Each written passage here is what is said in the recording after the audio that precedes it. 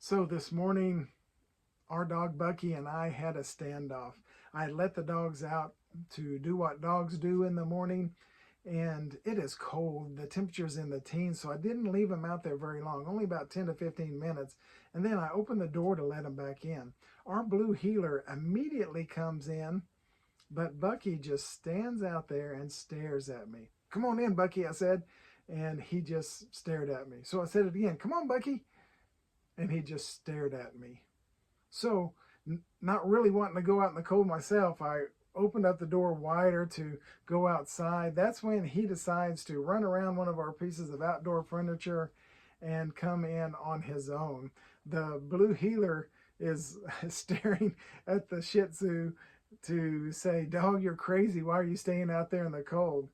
But really, what was that dog attempting to do? Show who was in control or possibly feign authority that he didn't have? The result of his obstinance was to nearly be left out in the cold and only hurting himself. Now, the last couple of days, I've been studying in the book of Job. Job and his friends have been going back and forth, Job declaring innocence of wrongdoing and his friends pompously proclaiming his guilt. Nearing the end of this conversation, Job makes a statement that's really interesting. It's in Job 28:28. Now listen to this. He says, "Behold, the fear of the Lord, that is wisdom, and to turn away from evil is understanding." This statement was made from a man who had lost everything and was forced to examine every aspect of himself. And the result was him saying, "I'm going to trust God, who He is, and I will trust in His wisdom, not my own." Now, trusting in God is hard, especially when trials continue to come. Yet that is where faith is strengthened.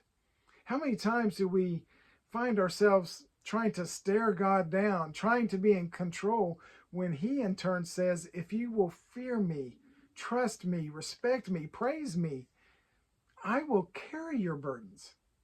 When we understand who God is, the result is we turn away from evil and He gives us peace no matter the circumstances. Now, Christ put it this way in Matthew chapter 11, verses 28 and 29.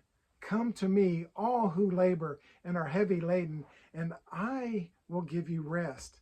Take my yoke upon you and learn from me, for I am gentle and lowly in heart, and you will find rest for your souls." Think about that as we take time to center this week.